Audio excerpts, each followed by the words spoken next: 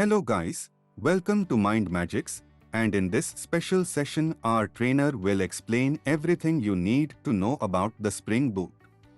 Before beginning the session, let's look at the topics you will cover in this video. We shall start with Spring Boot with REST API. And we will continue with what is REST API, features of REST API, principles of REST API, methods of REST API, and we will end this session with REST API hands-on. Please check the caption to jump between the topics. If you are new to the MindMajix channel, please subscribe and press the bell icon to get quick updates about the new tech tutorials, free webinars, and career-enhancing shorts from working professionals. Like and share the video. Without any further delay, let's start the video. So let's begin with our first one, that is what exactly REST API. The term REST stands for Representational State Transfer. Basically, it is an architectural style. I mean to say especially that we are using in distributed hypermedia systems. I mean, it is an architectural styles that contains set of rules in order to create web services. So this REST API introduced by the person named Roy Fielding in the year 2000. Especially in client-server communication, REST suggests to create an object of the data that is requested by the client and sends the value of the object in response to the user. So this architecture style of REST helps in leveraging the lesser use of bandwidth to make an application more suitable for the internet. So REST suggests to create an object of the data that is requested by the client and send the values of the object in response to the user. For example, if the user is requiring any data, that related information, actually he can able to get it by using simple one URI, so that we are going to keep it into one URL actually. Okay, so for that requirement, you just need to create one simple object at server side. That server object information can able to get it from anywhere actually. So here the point is actually, so this an object, whatever we have an object, and we are sending this state of an object actually. So this is where REST is known as representational state transfer. The architecture style mainly helps in leveraging the lesser use of bandwidth to make an application more suitable to the internet actually. Okay. So why most of the people are using REST API? For example, one simple example, assume that if you are using Book My Show app, now obviously this application needs a lot of input data, am I right or not? So as the data present in the application is never static. Either it is movies getting released on a frequent basis or various cities showing different languages movies at various times of the day. Then obviously it's never static, which implies the fact that data is always changing in these applications. Now, where do you think we get this data from?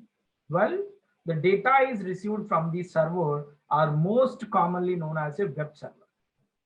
So the client requests the server for the required information via an API, okay, and then the server sends a response to the client. So over here, the response sent to the client is in the form of an HTML web page. But do you think this is an apt response that you would expect when you send a request? Well, I am assuming the fact that you would say no, because you would prefer the data to be returned in the form of a structured format rather than the complete web page. So for such regions, the data returned by the server in response to the request of the client is either in the format of JSON or XML. Both JSON and XML formats have a proper hierarchical structure of the data. Okay, so that's the way REST API comes into the picture. The REST API creates an object and thereafter sends the value of an object in response to the client. It breaks down a transaction in order to create small modules. Now, each of these modules is used to address a specific part of the transaction. Okay. So this approach provides more flexibility, but requires a lot of effort to be built from the every scratch. Okay. What are the features of REST API? So here I'm just going to focus on, there are many features. Okay, there are many features, but here I'm going to focus on 5 important features as part of REST API. That is, the first thing is it is stateless. And the second one is it supports both JSON format as well as XML format. It is simple then SOAP service. It is documentation, contains some documentation and error messages point of view. What does mean by stateless? One of the main feature of an REST API is that its service is stateless, which means that every time we refer to it, it will be necessary to remind it our data, whether it is our user credentials or any other information.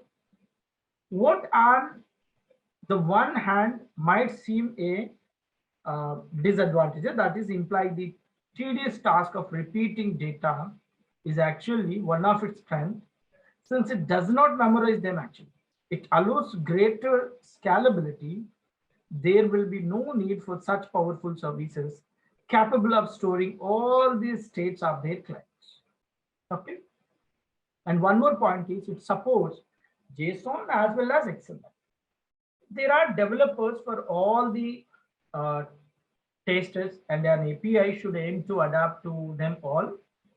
Another advantage of REST API is that it satisfies the expectations of those who use the JSON language as much as it satisfies those that rely on XML also. So, like if like Microsoft, Google, or WordPress, so opt for this type of software architecture in many of the tools, it is among other things because it prevents them from ignoring any developer. They all have a place in the REST API world. And one more feature is it is a simple then SOAP service. Beyond the REST architecture, developers are using the standard SOAP. Another possibility when writing an API. The main advantage of the former over the latter is that its implementation is much simpler. A clear example can be seen by using this REST API implementation rather than SOAP service. So, but notice that REST also allows access to services that are powerful, convenient, and simpler to interact with any other platform. Okay. And one more thing, documentation. Each change in the architecture of the REST API should be reflected in its documentation so that any developer using it knows what to expect. This already represents another advantage over other standards, which although they may be slightly explained, as in the case of either PayPal SOAP API, usually do not provide, we no need to talk about much about the SOAP implementation because that's a separate concept. Because as part of REST implementation, basically we are using two things, either REST or SOAP actually. So what my point is actually the REST is better than SOAP actually. Okay. So even the main agenda is actually the documentation does require the creators of the API to keep the information fully updated, which sometimes can be cumbersome. Uh, Luckily, there are some tools also we are using like Swagger for synchronizing such updates so that they occur automatically when changing any details of the API. Okay. And one more feature is error messages. When making a mistake while working with an API. Okay. When making a mistake while working with an API, any developer will appreciate knowing what the error has been. Hence, the possibility offered by the REST architecture of including error messages, providing some clue in this regard is also relevant. Returning, so for example, what happened when we are working with uh, any data, when we are trying to retrieve or when we are trying to post the information, at all the times actually, whether we did the thing successfully or not, actually, we can able to get it by using some other codes actually. Okay. And one more thing is, what are the principles of REST API? Okay. When it comes to the principles of REST API, we are just going to work with either, as I already told you, this REST API is stateless actually. At the same time, here the main agenda of this one is if you want to communicate in between client and server, generally we are going to use it. And it's a uniform resource interface actually. I mean, cacheable, layered system, code on demand point of view, we are using these things. What does mean by stateless? As I already told you, the request sent from a client to a server will contain all the required information to make the server understand the request sent from the client. So this can be either a part of URL, query string parameters, body, or even headers. The URL is used to uniquely identify the resource and the body that hold the state of the requesting resource. Once the server processes the request, a response is sent to the client through body status or headers. I mean, response headers. What is mean by client server? The client server architecture enables a uniform interface and separate clients from the servers. So this enhances the portability across multiple platforms as well as the scalability of the server components. What is mean by uniform interface? To obtain the uniformity throughout the application, REST has following four interface constraints. One is resource identification, another one is resource manipulation using representation, self-descriptive messages, hypermedia as the engine of application state. And one more principle is cacheable. What is mean by cacheable? In order to provide a better performance to the application, so that are often made cacheable. So this is done by labeling the response from the server as cacheable or non-cacheable, either implicitly or explicitly. If the response is defined as cacheable, then the client cache can reuse the response data for equivalent responses in the feature. Okay. And one more point is layered system. What does it mean by layered system? The layered system architecture allows an application to be more stable by limiting component behavior. So this type of architecture helps in enhancing the application security as components in each layer that cannot interact beyond the next immediate layer they are in actually.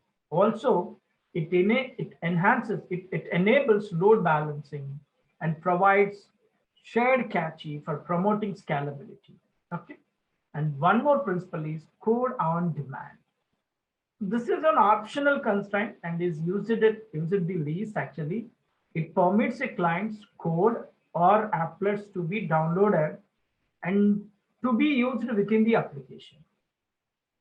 It simplifies the clients by creating a smart application which does not rely on its own code structure. So this is the story of principles of REST API. And what are the methods generally we are using as part of REST API implementation? When it comes to methods of REST API, all of us working with the technology of the web, that is CRUD operations, right? Okay. When it comes to CRUD operations, the meaning is actually we are going to create, we're going to create a resource, read a resource, update a resource, delete a resource, right? So to do these actions, generally we can actually use the HTTP methods, so which are nothing but the REST API methods. Okay, I mean to say REST API is nothing but we are going to use HTTP methods depends on our requirement. That is CRUD, different CRUD operations point of view. Okay, so what is the use of this? There are mainly 4 methods we are using: get method, post method, put method, delete method. There are some other methods also there. Okay, there are some other methods also there, but as part of our requirement, so we are just going through these things actually. Okay, so the main agenda of get method is to retrieve a resource representation or information only, and that is not modified in any way. Get request do not change the resources state. These are said to be safe methods. Okay, so get API should be it can be used to get the resource from the server actually, which is requested by the client, and it is going to get the response from the server. Okay, and what are the general response codes we are using at the time of get method? For any given HTTP get API, if the resource is found on the server, then it must return HTTP response code 200. That indicates okay, success, along with the response body, which is usually either XML or JSON actually. In case the resource is not found on the server, then API must return HTTP response status code, that is 404. Similarly, if it determined the get request itself is not correctly formed, then the server will return the HTTP response code, that is 400, bad request. Okay, and when it comes to if the server is not started, if the server is not available, at that moment generally we are going to get the status code, that is 500. What does mean by post method? What is the purpose of post method? So post API to create new subordinate resources. For example, a file is subordinate to a directory containing it, or a row is subordinate to a database table, just like this actually. When taking strictly about REST, post methods are used to create a new resource into the collection of resources. Responses to this method are not cacheable unless the response include appropriate cache control or exploits header fields. Okay. Now, when it comes to post API, generally the status codes are if you are successfully created on the origin server, the response should be HTTP response status code, that is 201, that indicates created successfully. So many times the action performed by the post method might not result in a resource that can be identified by URI. Okay, so in this point of view, we are going to get the HTTP response status code as 200. That is okay. If we are getting 204, that indicates no content. Okay, and what is the use of put method? Use of put API is primarily to update an existing resource. If the resource does not exist, then API may decide to create a new resource or not. Put is nothing but update the resource information. Okay, if it is already there, existed information there, it is just going to update it actually. Otherwise, it is going to create it. And here also same status code. In case if everything is success, then we are just going to get it 200. 201 that is created. Otherwise, 204 if there is no content actually. So what is the difference between post and put actually? So post can be used to create a new resource. Put can be used to update the resource. And what is the importance of delete method? As the name applies, delete API deletes the resource identified by the request URI. So delete operation is going to delete a resource. It's removed from the collection of resources. The simple meaning is actually. Okay. So generally delete API response status codes are if successfully deleted, then we are going to get 200. In case if the action has been queued actually, then we are going to get 202 status code. Okay, if there is no content, then we are going to get 204 content actually. So this is the story of HTTP methods, I mean REST API methods. Along with this, actually, we are going to use the HTTP patch method, okay, as well as some other methods also we are using along with this one. But as part of our requirement, we are generally go through only 4 methods, that is either get, post, put, and delete method. Okay. And the last one is how to implement one simple Spring Boot, one simple REST API using Spring Boot. So a lot of you here, I'm going to implement one simple Spring Boot REST API application. So for that here, I don't want to use any MySQL database or Oracle database, anything actually. I just want to work with some in-memory database. This is one of the Spring Boot features. So Spring Boot by default comes with one in-memory database. The database name is H2 database, which is called in-memory database. Am I right or not?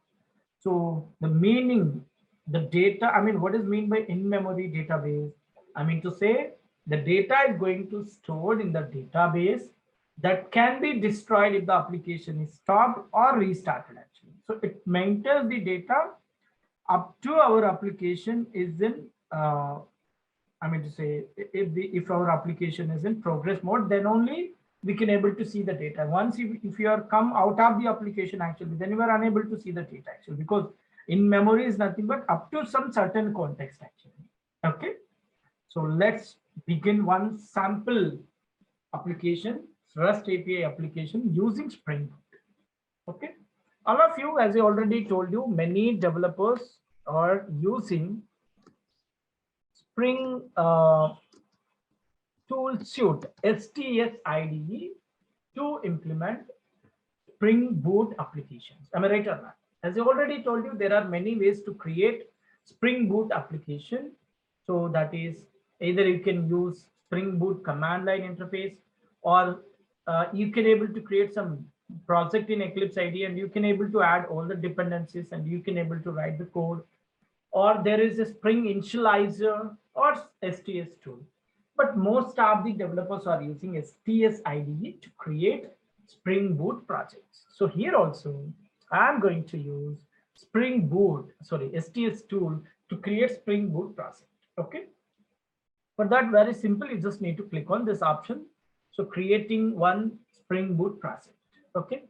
So here the Spring Boot project name is Spring Boot REST API demo application. So this is the name of the application actually. And after that, as part of Gradle part, I'm going to use Maven as the build tool instead of Gradle. Okay, here I selected Maven.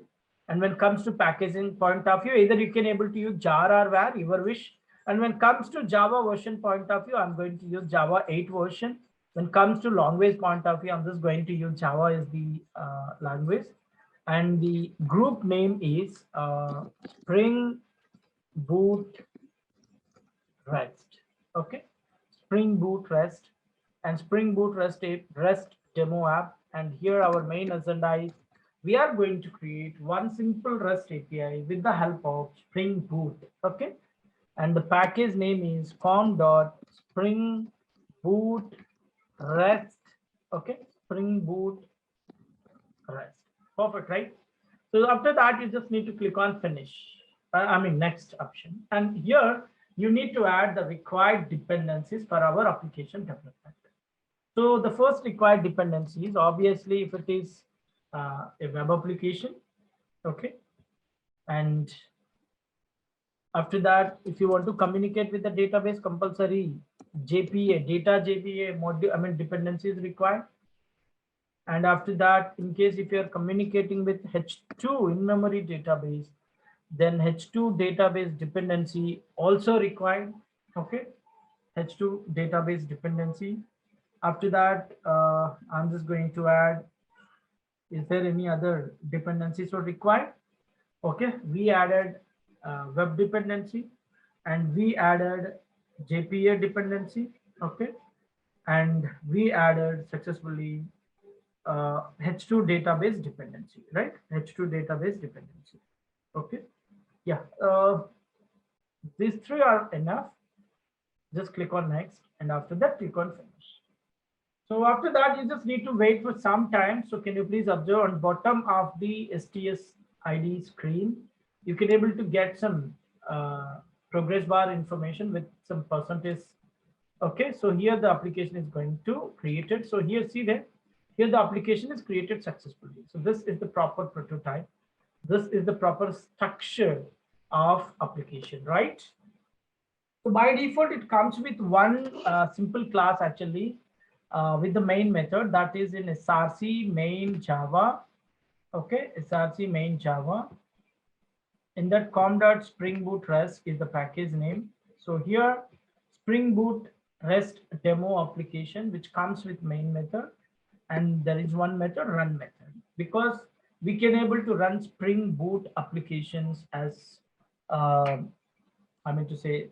even though it is a web application, we can able to run it as a regular Java application, that is just like a standalone application. Okay. So after this, actually, here our main agenda is we need to store any resource information into H2 database, right? So that's the reason. The second step, I'm just going to write the required configuration information in Application.Properties file. So what information we need to pass? Very simple information. For every database, there may be some driver class name, some URL, some username, some password, same details you need to pass here.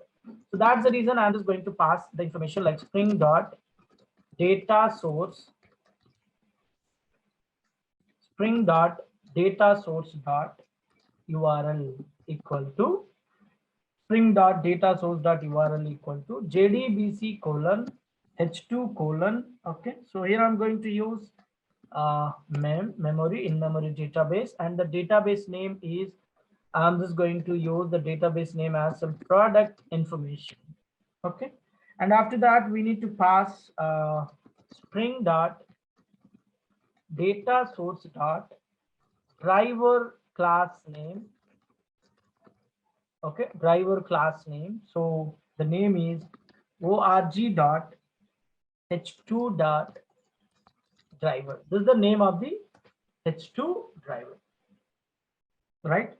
Along with this, we need to pass spring.datasource.username equal to some SA.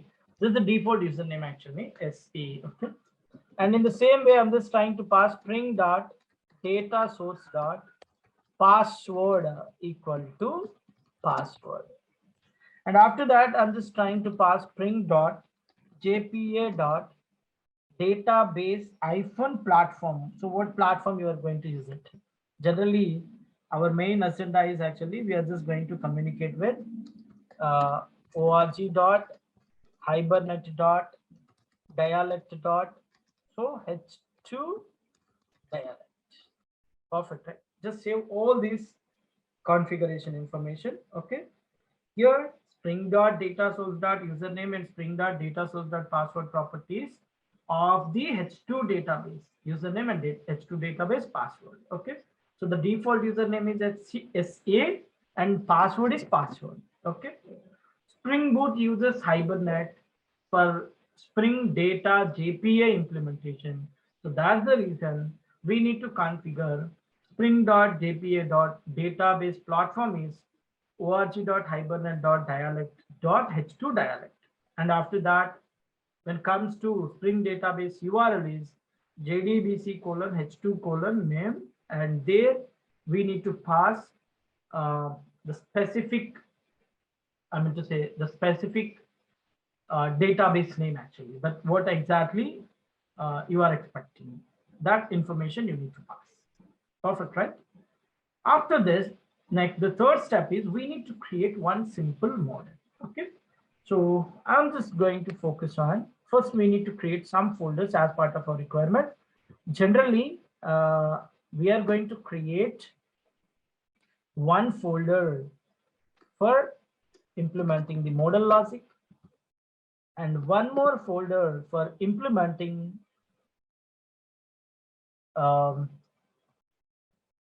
one is model logic, other one is repository logic, and one more folder is service logic, and one more folder is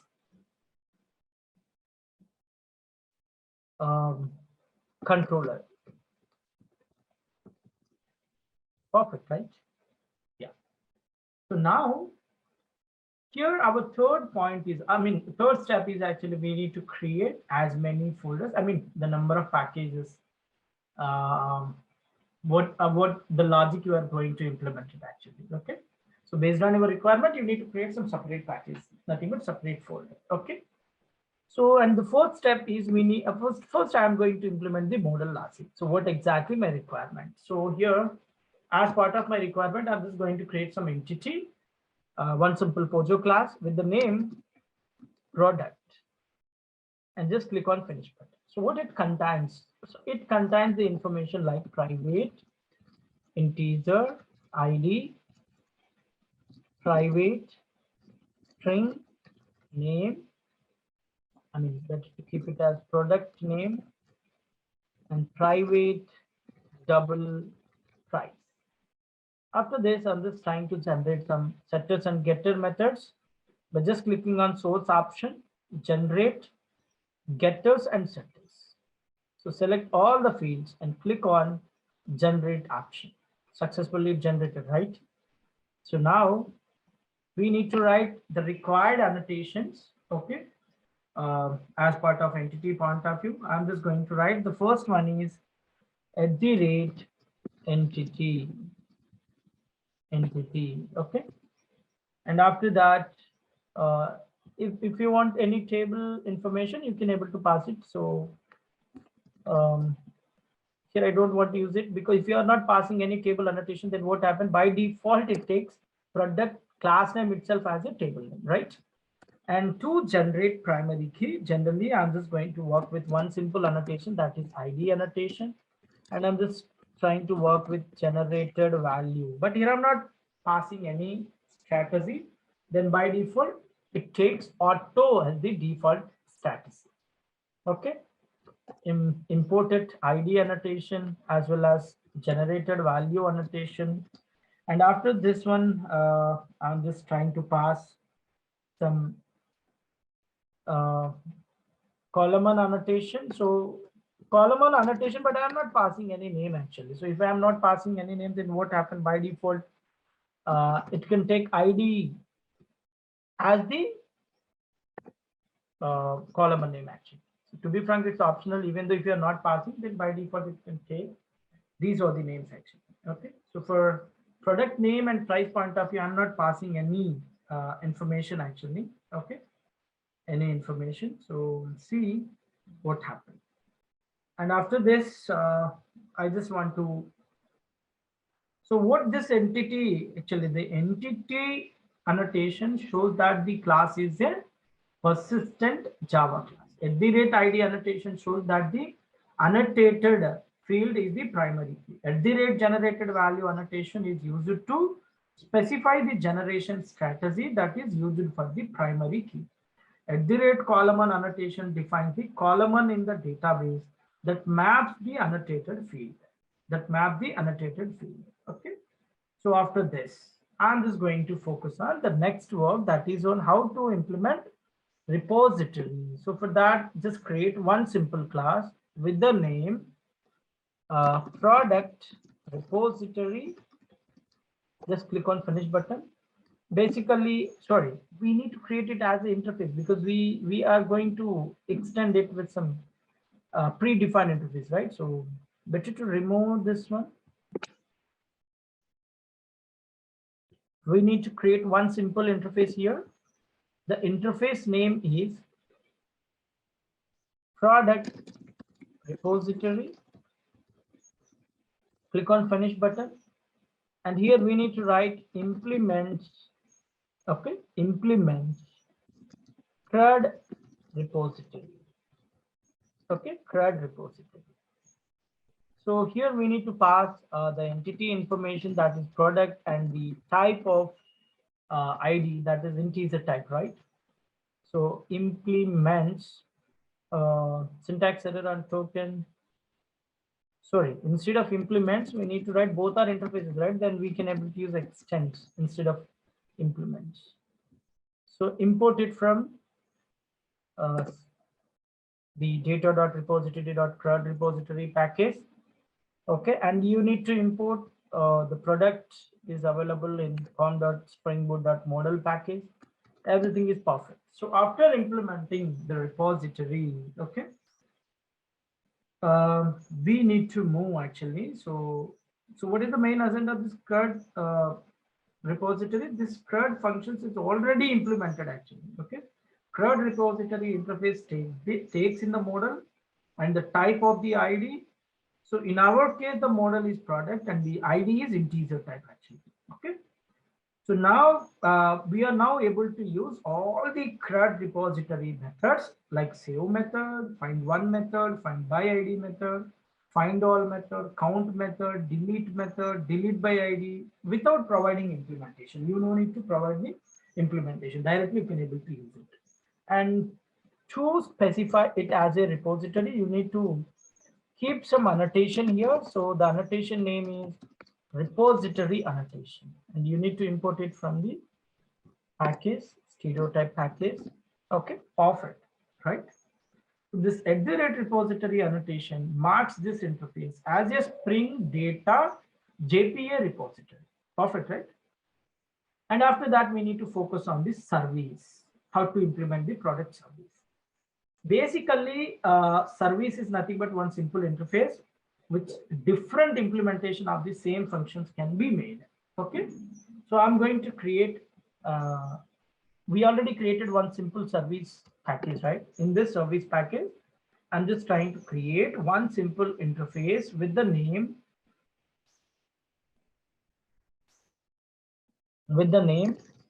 product service. Click on finish button. Okay, product service.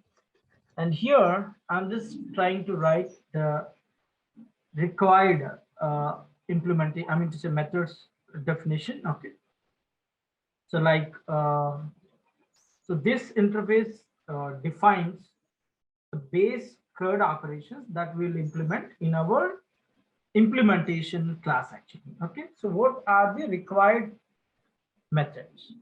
First of all, I just need the list of products information. List of the type is product type. Okay, list of get all products. This is the method name. And the return type is it need to return list of products information. Okay, better to import it from java.util package, and the product is from com.springboot. And one more required method is okay. So that is I just want to insert some product information. So insert. Okay, so we need to insert some product type information. Okay, product type information. And after that, I just want to update one simple method, that is update product based on the ID. Okay, based on the ID, and that is there in the product type. Okay, and the last one is I just want to delete. So for that I need delete product based on the ID. Okay, based on the ID, it need to delete. Perfect, right? We define all the methods. So the interface defines the base CRUD operations that we need to implement all these things in our implementation class actually, right? So for that reason, I'm just going to create one more implemented class with the name, class name is product service implementation, and just click on finish button. Everything is perfect, right? Yeah. So here we just need to write implements product service, and all of you, we just need to we need to implement all the methods, okay, whatever the methods are there in interface actually, okay. So after this, I'm just trying to remove these comments,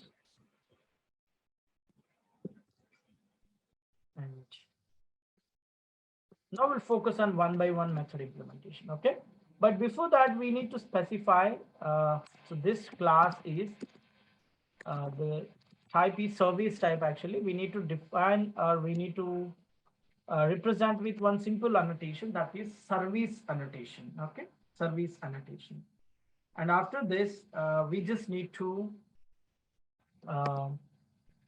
use one simple annotation, that is auto void, because if you want to implement this service implementation, so you need to take the support of product repository, right? So product repository,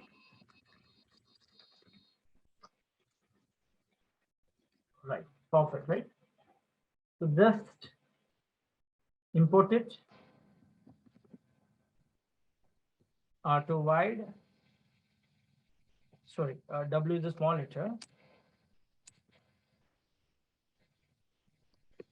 auto void. You need to import the package. Perfect. And after that, product repository from the specific package. Okay. So now, what is our main agenda? We need to get the information one by one. Okay.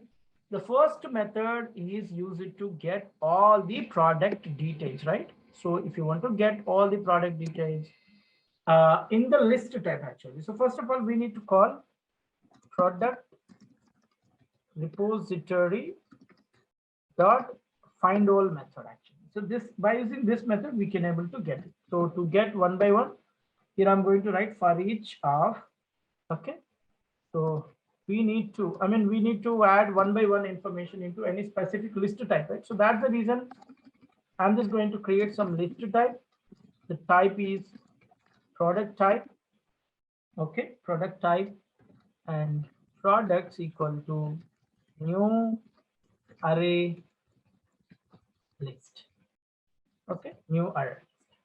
So better to import array list from java.util package. In the for each, I'm just trying to add all the information to this products object, okay, products object. And after that, we are going to return the products information, which will list out all the products information. That's it. Very simple logic, right?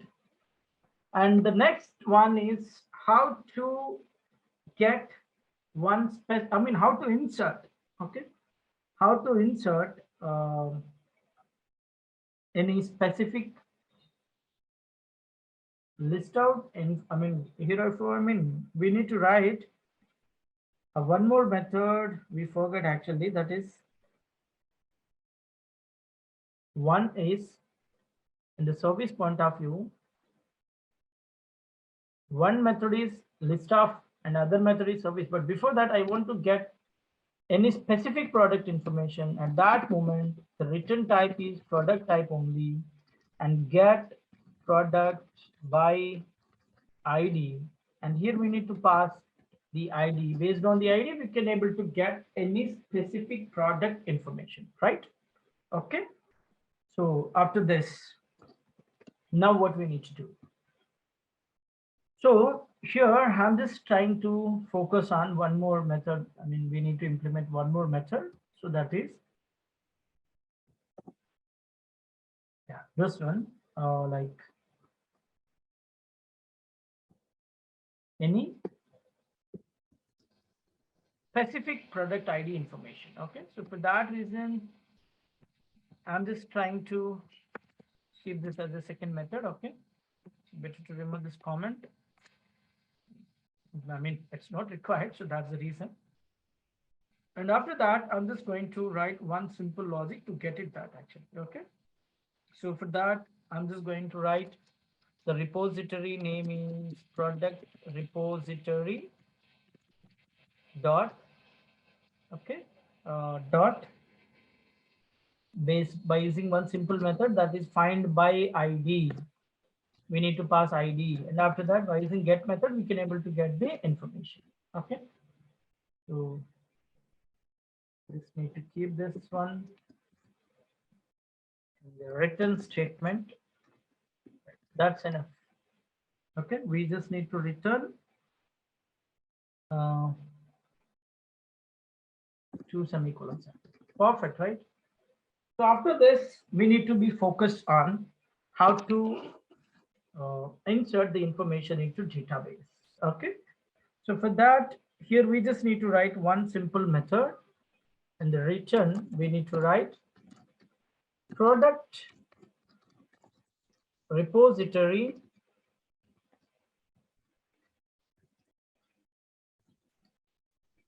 dot save method of the entity name is product. Perfect, that's it. When it comes to update point of view, we are just going to write, okay, so I'm just trying to call product repository dot, okay, find by ID of ID dot get method. First, we need to get this information and store it into the product entity type, right? So product equal to this one. So after this, what we need to do? Better to use some any duplicate names like product P. Okay, product P. So now we need to change the information. So I'm just going to write system.out.println. Okay, system.out.println. So here I'm just trying to get it the information. So that is, I mean to say, P dot get ID. Okay, P dot, sorry, I don't want to change the ID. Generally, what happened, we are trying to change the name. Okay, P dot get product name and system.out.println P dot get price. After getting this information, so what we need to do, we need to set it actually. I mean to say, so for that reason, I'm just going to write, oh sorry, instead of this SOP statement, I'm just going to write P dot set product name. So here we need to get the information actually. Okay, so that is in product type. So product dot get product name. In the same way, if you want to change it, P dot set price, and here we need to write product dot get price. Sounds good, right? Okay, very simple.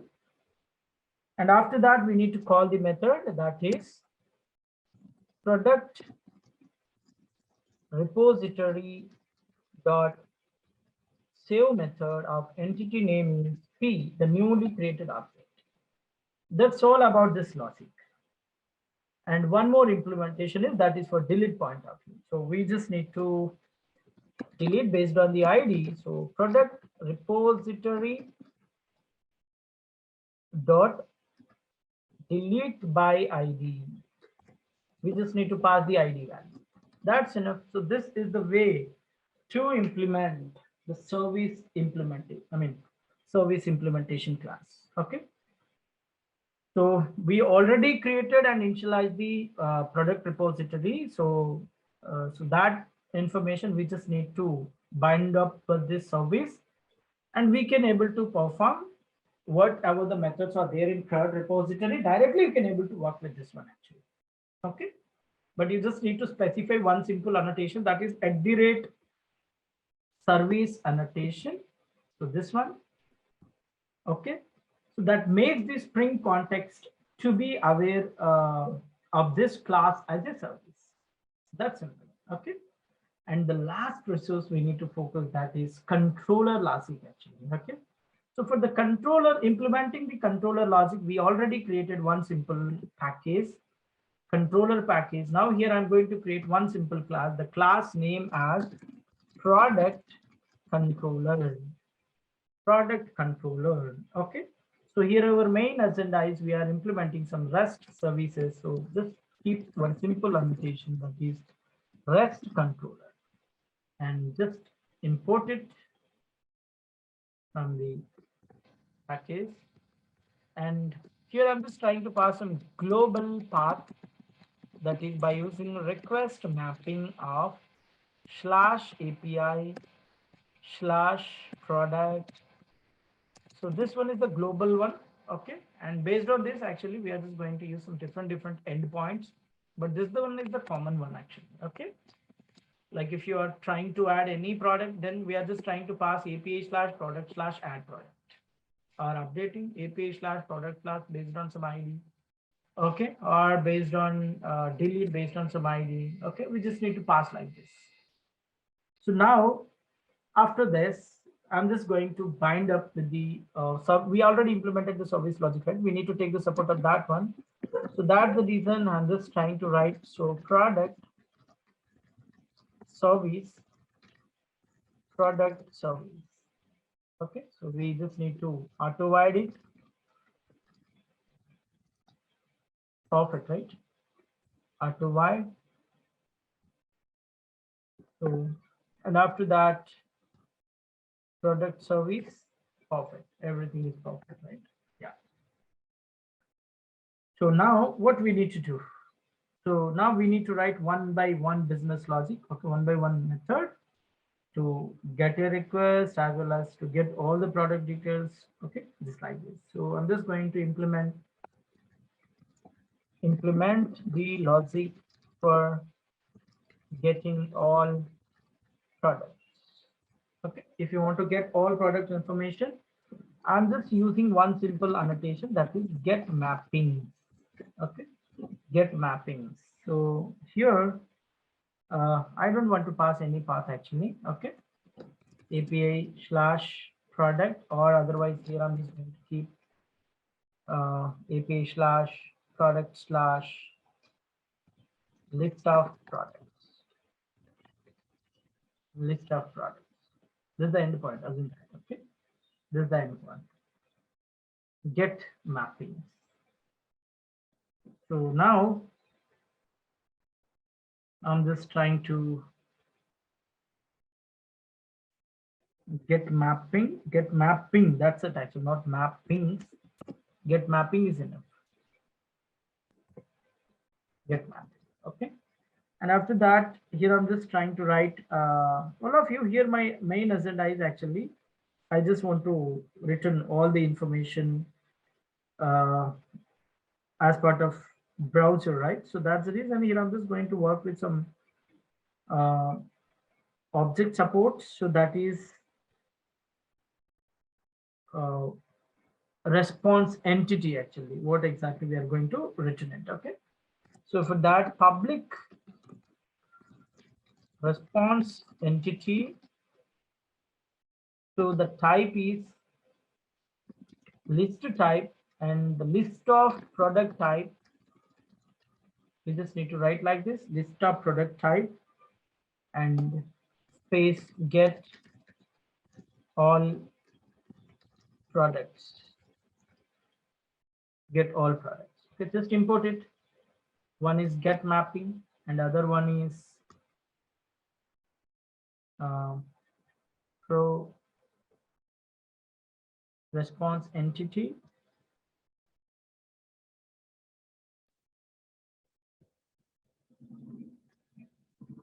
Product of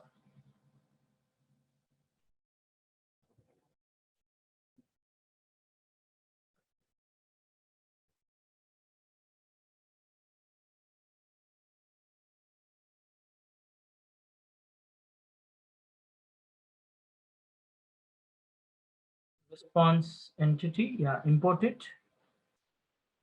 And after that, import the list type, import the product information. So that is in other package, right? Perfect, right? So here we need to return some information. So at present, I'm just going to write return null. And what exactly we are trying to return here. So we don't need to write the logic actually, because that is already implemented. So what we need to do, we need to call with the service, right? So that's the reason I'm trying to call with the help of product service dot get all products. But only thing is we need to store this information into list type, that is list of the product type. Okay, list of product type, products equal to, perfect, right? So after that, we need to return this information. Okay, so that's the reason I'm going to write return new response entity. Okay, response entity, so that it contains the information like I mean to say products. Okay, and if you want, you can able to send the status code actually. Okay, return new response entity, and I'm just trying to pass some HTTP status code, that is HTTP status dot some. Okay, perfect, right? So that's it about implementing one simple logic for getting all products actually. And after that, I'm trying to focus on one more thing, that is logic. Implement the logic. Okay, implement the logic for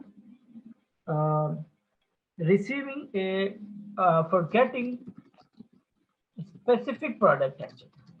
Specific product. So based on ID, right? So that's the reason I'm just going to write the simple logic like public. The type is response entity. Okay, so that is product type. Okay, so here I'm writing get product, and here I'm just trying to pass one simple ID information, that is as a path with the support of path variable annotation. So here I'm just trying to pass the ID is just, that is integer type of information, right? So integer ID. Okay, integer ID. And here we just need to import it, the path variable. And here we just need to pass the mapping. The annotation is get mapping. Here we need to specify one simple ID. Okay, slash, we just need to pass the ID information, right? So just pass like this. Okay, just pass like this. Get mapping, so slash within the bracket, open the curly brace, and okay, one more curly brace, we need to close it actually. Okay, after the double quotation, before the double, I mean after the double quotation. Okay, perfect, right? So here we need to add some return statement actually. Okay, so here what kind of information we are trying to return it. So here simple, with based on this ID, we need to return the information like response entity. What type of information it is? The information is we just need to call product service dot get product by ID, and there we just need to pass some ID value. Okay, we just need to pass some ID value, and after that we need to pass HTTP status dot, okay, HTTP dot status dot. Okay, perfect, right?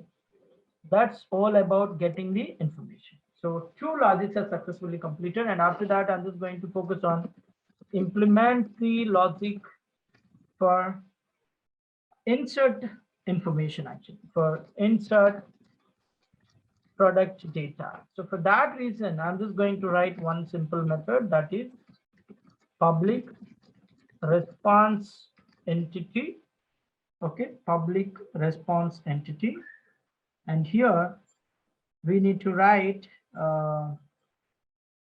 some method name. Okay, so that inserts some specific product information into the database, right? Okay, so for that reason, I'm just going to write response entity of product, save product, some method name. Okay, save product, and in the save method we need to pass as the request body. If it is the entire response, then we need to write one simple annotation, that is request body. So we need to pass all the product object information. Okay, so we need to write like this, actually, product of product, and we just need to import it. So the annotation, that is request body annotation, and after that we need to return some information. Okay, so at present add some return null. So now what we need to do, so we need to pass the information of product, actually, right? So we need to call with the service, that is product service dot save method, sorry, product service dot, okay, insert method. Here we are trying to store some specific product information. Okay, once it is saved, we need to store the information into one object, so that is product P. Okay, product P. And after that, we need to add some headers.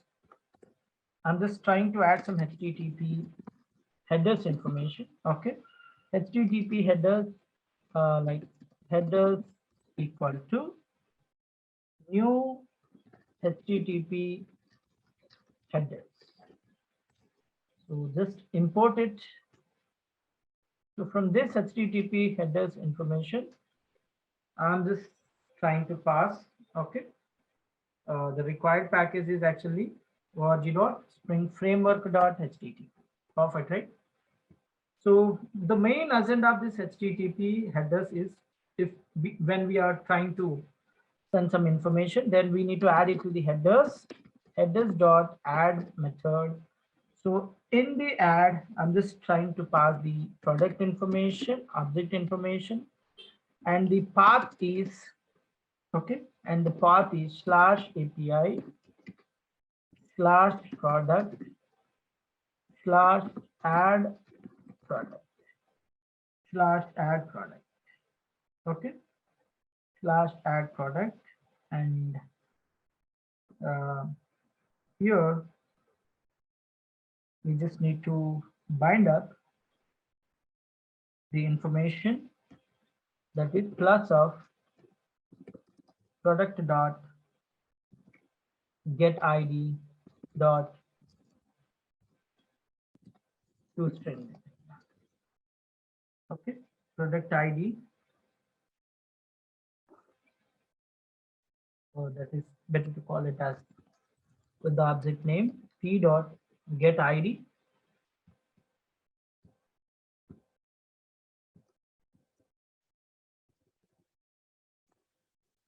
p dot get ID dot. We are just trying to send this information. Okay, slash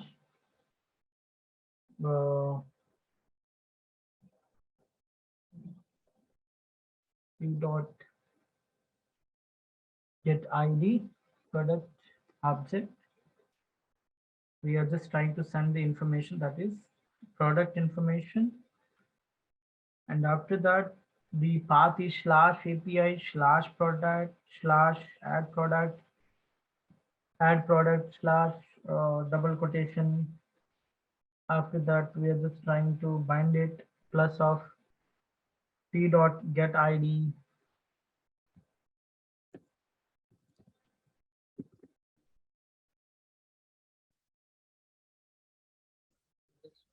p.getID dot. You are right, it's the same.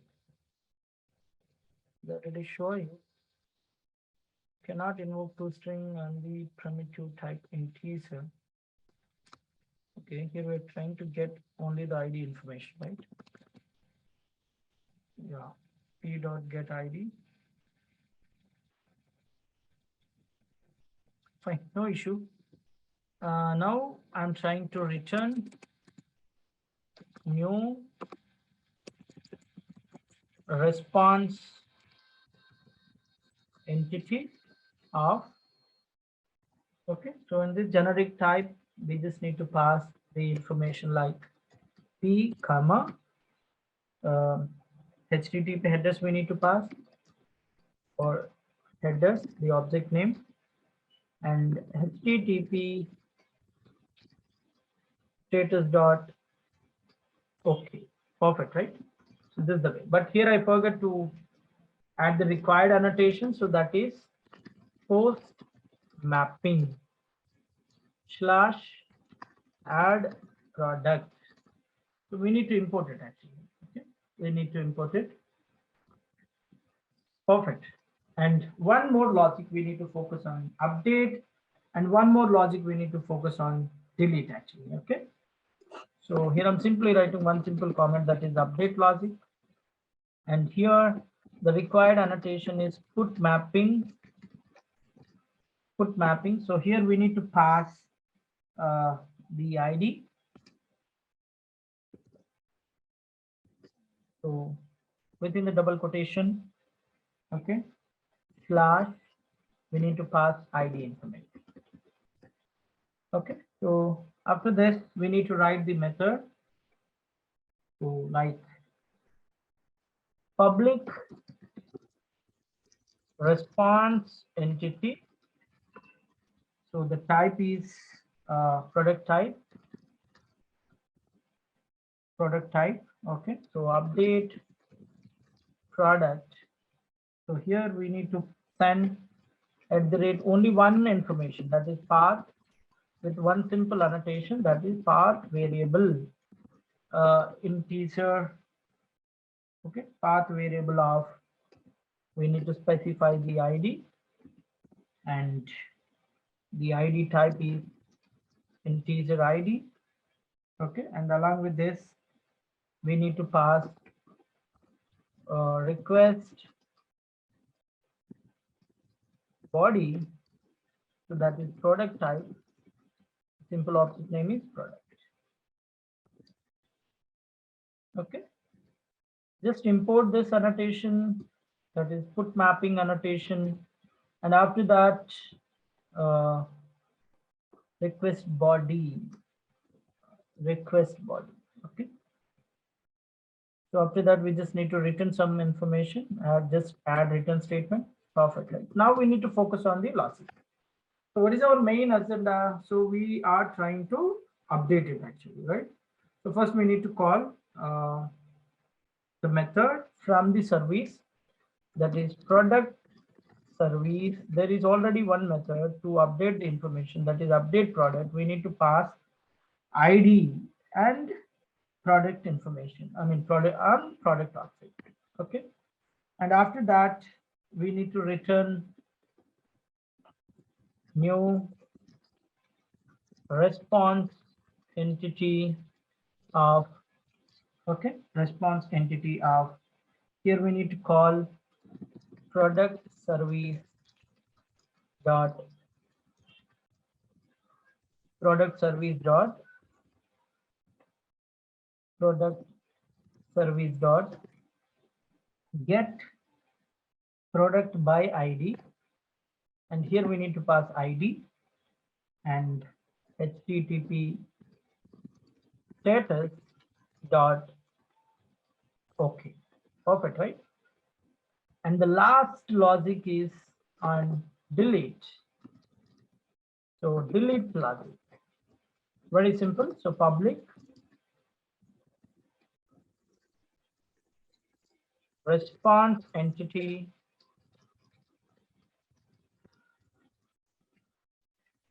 of the type, we are just trying to remove it, the product type information, right?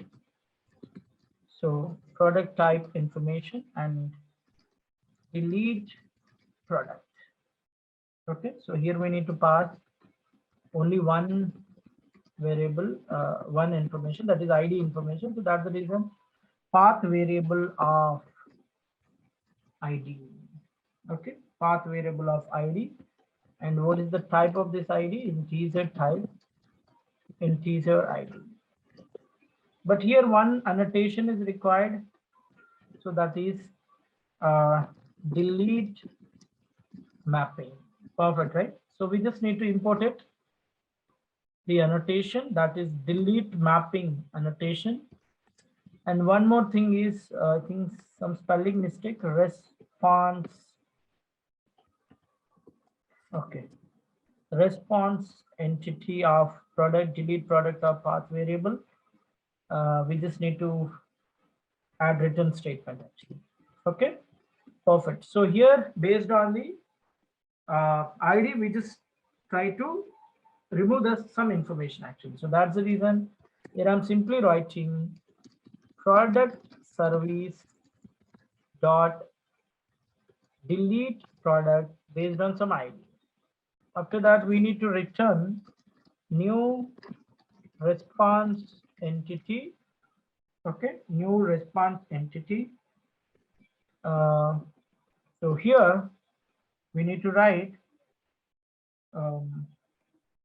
response entity, that is in case if there is no, I mean obviously what happened here, where if it is deleted, it is not going to display any information. The content should be empty actually. Okay, so that's the reason http status dot no content.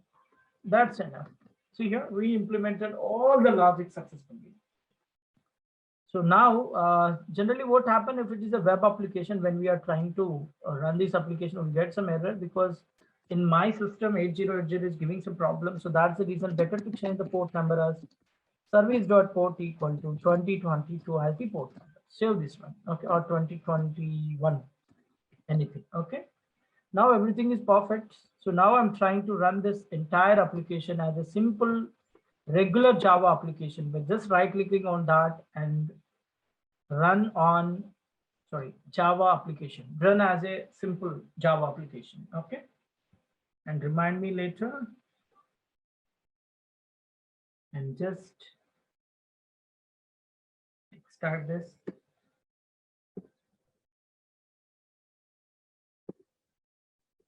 Yeah, now the server is started.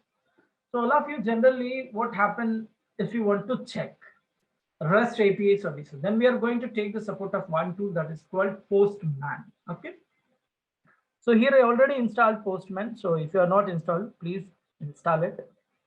Either you can work with WebTool also. So here I installed Postman app actually. Okay, so first thing is get method. So here I'm just using http://localhost API/product. Okay, so if I'm click on send button, then what happened? See all of you, it is giving some problem. That is localhost 2021 API/product. So what is the root? Sorry, for getting all the products actually. So there is some specific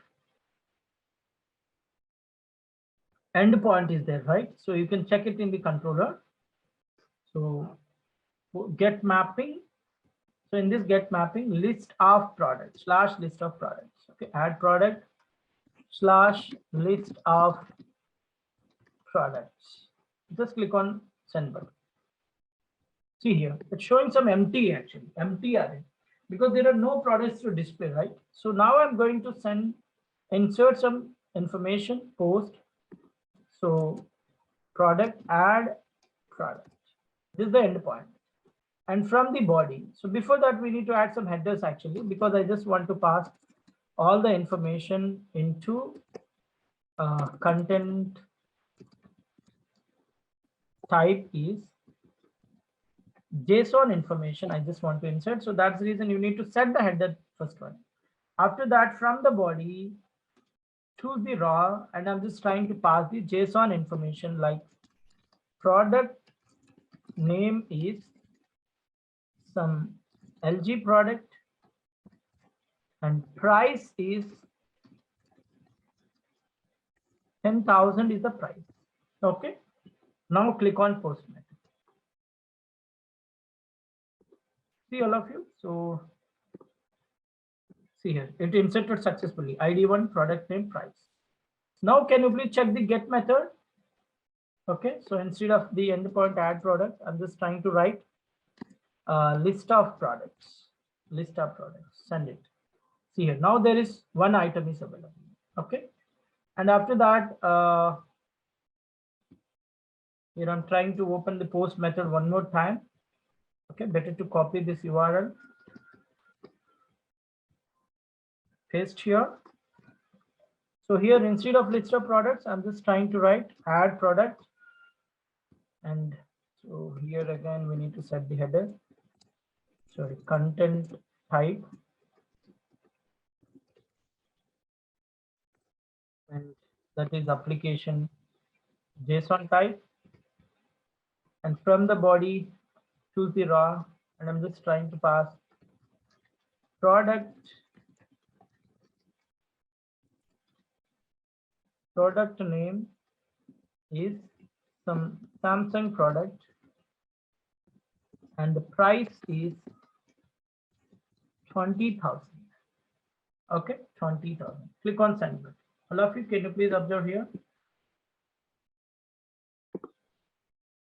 See here. Okay. API/product/add product. This is the endpoint. Now click on send button. Okay. See here. Now two items are available. So in the get method, list of products, just click on send button. See here. Now two products are available in our database actually. Okay.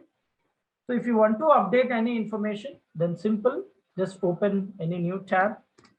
And so here, choose the method that is put method because update operation. So on one, and we need to set some header. So that is content type. And that is application/JSON like information and body. So in the body, I'm just trying to pass product name is Samsung Pro and price is 20,000, but here at present I'm trying to pass 25,000. I just want to update this second product detail actually. That's what my requirement. Okay, so just click on send button. See here, Samsung Pro. Now can you please check it? So whether the second product at present Samsung, but we just updated it, right? So when I click on send button, see here, Samsung Pro and the price is 25,000. Okay. So if you want to delete it, so just choose delete method and we just need to pass some ID. Like if I don't want the second product, then just pass the product ID and just click on send button. So it's just going to delete method localhost API/product/ okay, product/delete method 2021. So method not allowed API/product/2. So what happened? Can you please check the logic? So when it comes to delete point of view, delete mapping. Okay, sorry, we forget to pass the path in ID information. That's the reason it is showing some error actually. Okay. So anyway, so this is the way to delete the information. So just pass some ID here and you can try from your own actually. Okay, it will be deleted. Here the problem is actually it's an in-memory database, right? H2 database, the in-memory database. If you're trying to do any changes, for example, if I want to check this condition, by just passing some ID. Okay. So for that reason, what we need to do, again, we need to restart our application, right? So if you restarted your application, so then what happened? The previous data is deleted actually. So because the in-memory database, it maintains the information only up to some certain period actually. Once the application is restarted or stopped actually, then obviously the data is going to remove. So now see, check the list of products. Now it is going to show. Now it displays empty array because there is no product actually. So I'm just trying to pass the one product, that is Samsung, 20,000 price. Okay, so see here, can you please check it whether it is added or not? Yeah, it's added, and check it by using get method. At present, one item is there, and I just want to delete it by just passing the ID name 1. Okay, and just click on send button. See, all of you, now there is no content, and check it in the get method. At this time, it shows some empty array because the one item is deleted. Okay, that's the reason. I hope you enjoyed this video. We'll meet in the next video with some new concepts. Okay, thank you.